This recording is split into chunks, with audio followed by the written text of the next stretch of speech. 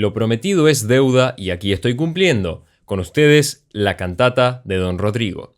Yo soy Joaquín Villazuela y esto es Fuera de Programa.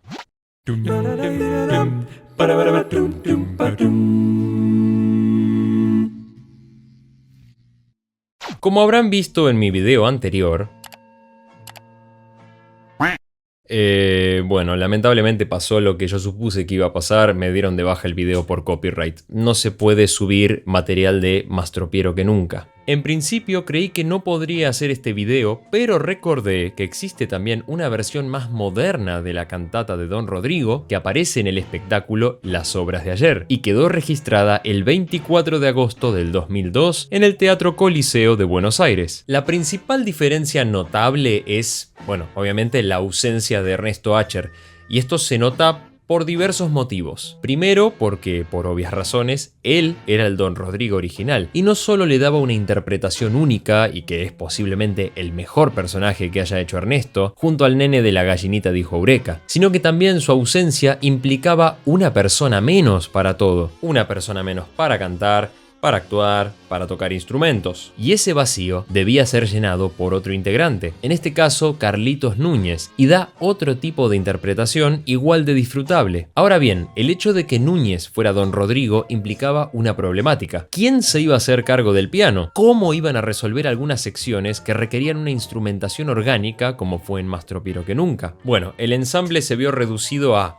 Daniel en la percusión, Jorge Marona en instrumentos de cuerda, López Pucho en el piano y un teclado que tenía al costado, y Marcos, obviamente como siempre, siendo el narrador. Dicho sea de paso, gran parte de la instrumentación también fue reducida a una pista que incluía sonidos de cuerdas y demás instrumentos que acompañan al conjunto reducido. Antes de comenzar con el análisis, me veo en la obligación de tener que repetir el fragmento anterior de mi video en el que explica Ernesto Acher cómo fue la elaboración de la obra. Cuando estábamos preparando lo que luego sería Más tropiero que nunca, ocurrió algo rarísimo. Carlitos era el maestro de ensayos y con su acostumbrada meticulosidad, a medida que avanzábamos en la preparación y se iban ajustando las puestas en escena, íbamos tomando los tiempos de las obras para establecer la duración total.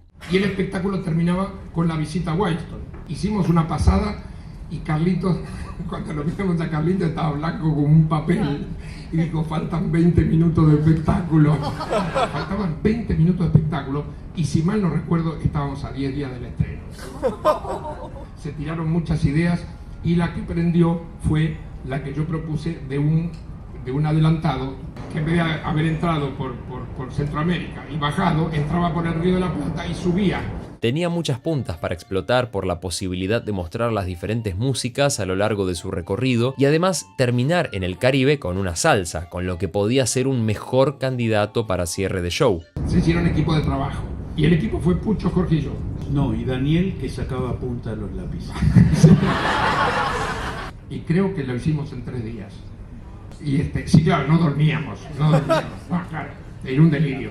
Don Rodrigo había sido pensado para Daniel, y al comenzar los ensayos nos encontramos con que a Daniel no le resultaba fluido el acento español y el tener que apegarse a un texto fijo. Por otra parte, era larguísimo, lo tenía incómodo y no muy a gusto. Marcos propuso invertir, porque, digamos, y además porque por mi hábito de contar chistes y de contar chistes gallegos, digamos, tenía el sonido, la pronunciación española muy fluida. Y además, Daniel, al estar suelto, estaba en su salsa inventando gags. Era imbancable porque todas las noches inventaba una cosa nueva. La que muchas veces me preguntan, en el video de Más tropiero, cuando Daniel está hablando, Marcos y vos están muertos de la risa, ¿cómo lo actuaban? No, que actuaban. Y yo creo que lo conserva, espero que lo conserve. Tenía la extrañísima habilidad de hablar en voz alta y decir cosas para el público, y por abajo, y el público no lo oía, decía los disparates más grandes. Y cada vez que lo hacía, agregaba cosas, algunas publicables y otras no, pero dichas con tal habilidad que el público no se enteraba. Tal fue la risa y de los disparates que decía, que Marcos se olvida, Marcos duda del texto, y yo le tengo que tirar letra. Porque realmente estábamos ahogados de la risa, pero fue realmente una bellísima experiencia. Y creo que fue el récord de producción de una obra y nos dio los 20 minutos que nos hacían falta.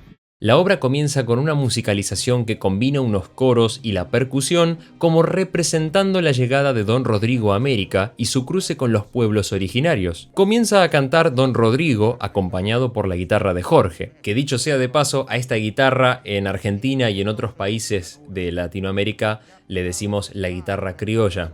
Pero en realidad a esta guitarra de cuerdas de nylon se la conoce comúnmente como guitarra clásica o guitarra española. Y justamente, ¿qué mejor para representar a un español que esta guitarra, no? Lo curioso de la música de esta sección es que esta es una métrica muy particular, que de hecho es bastante irregular, pero lo escuchamos naturalmente. En general está en 5 octavos, pero por momentos alterna un 6 octavos. Llegados a tierra firme, con nativos pronto dimos. Ahora hablemos de las particularidades del lenguaje en esta obra. Cuando Don Rodrigo les dice a los nativos que devuelvan el oro, estos contestan ¡Minga! ¡Minga!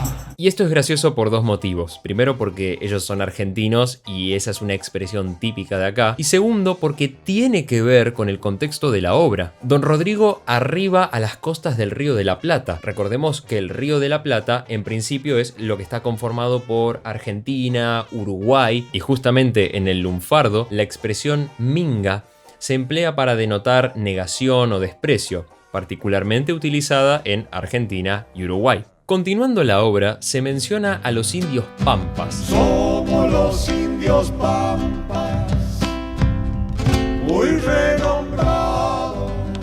Pero en la versión original decían come chingones. Aquí tal vez Lelutier han modificado la letra para referirse estratégicamente a algún otro grupo en particular, ya que los indios pampas habitaban la región pampeana y los come chingones se encontraban un poco más al norte, en la provincia de Córdoba, limitando con San Luis. Honestamente, desconozco por qué cambiaron la trayectoria de Don Rodrigo, pero luego cuando dice que llega a tierras altiplanas, se refiere a la Puna, toda la zona que rodea el noroeste de la Argentina. Cuando llega, los indios le cantan una canción de puna, un juego de palabras para referirse a canción de cuna, pero que tiene una particularidad instrumental. Jorge toca el charango y se escucha también un instrumento de viento que parecería ser el pincuyo que Carlos Núñez tocaba en la versión de Más tropiero que nunca.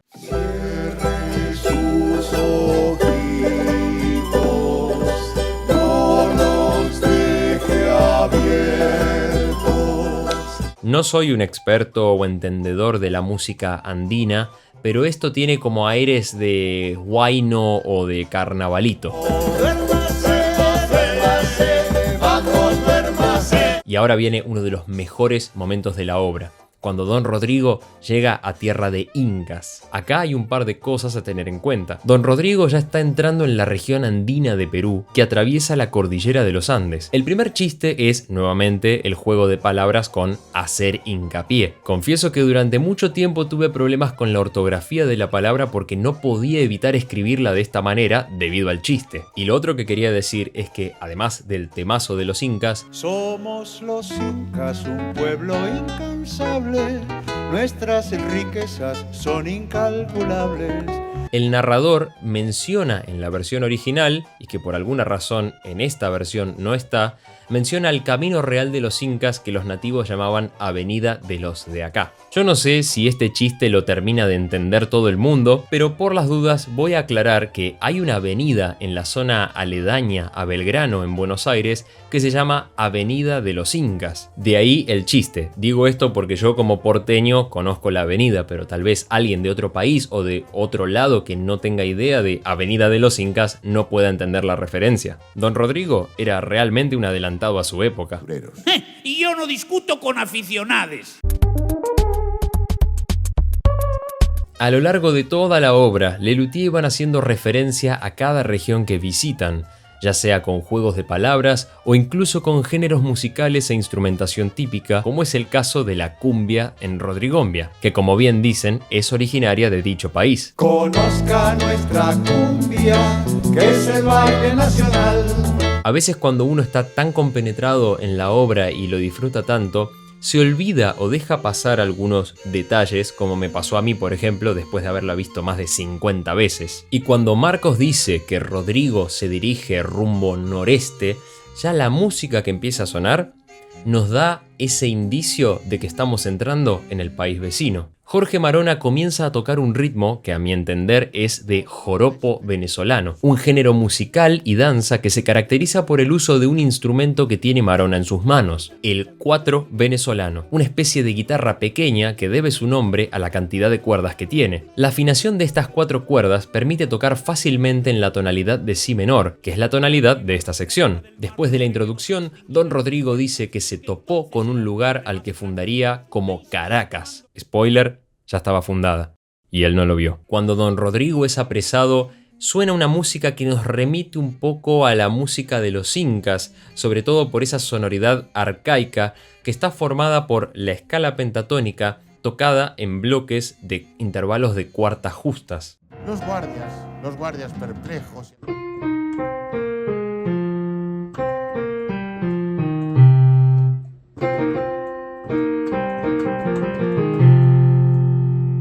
Finalmente, Rodrigo es desterrado a Puerto Rico con varios esclavos que cantan algo maravilloso.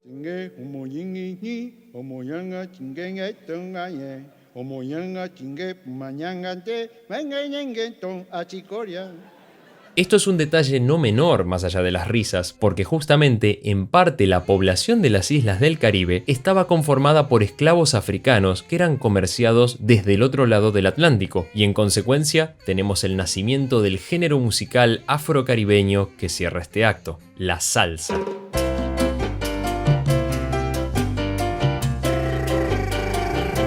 Esta obra nos deja un claro ejemplo de la genialidad de Lelutier, porque como decía antes, más allá del humor, de las risas y de lo icónica que es esta obra, cuando uno empieza a meterse a fondo en contexto histórico y contextos musicales, se da cuenta de que esto es incluso más genial de lo que uno pensaba. Y creo que ahí está la magia del grupo. Yo no sé si se consideraban perfeccionistas, pero definitivamente tenían bien en claro el objetivo de hacer un trabajo formidable y con mucha precisión en todo sentido. Por mi parte, esto es todo por hoy. Si les gustó el video, les agradecería mucho sus comentarios, sus me gusta, su suscripción si todavía no lo han hecho y que compartan este video con otros fanáticos de Lelutier. Y sobre todo también agradecería sugerencias para futuros videos. Yo soy Joaquín Villazuela y esto fue Fuera de Programa.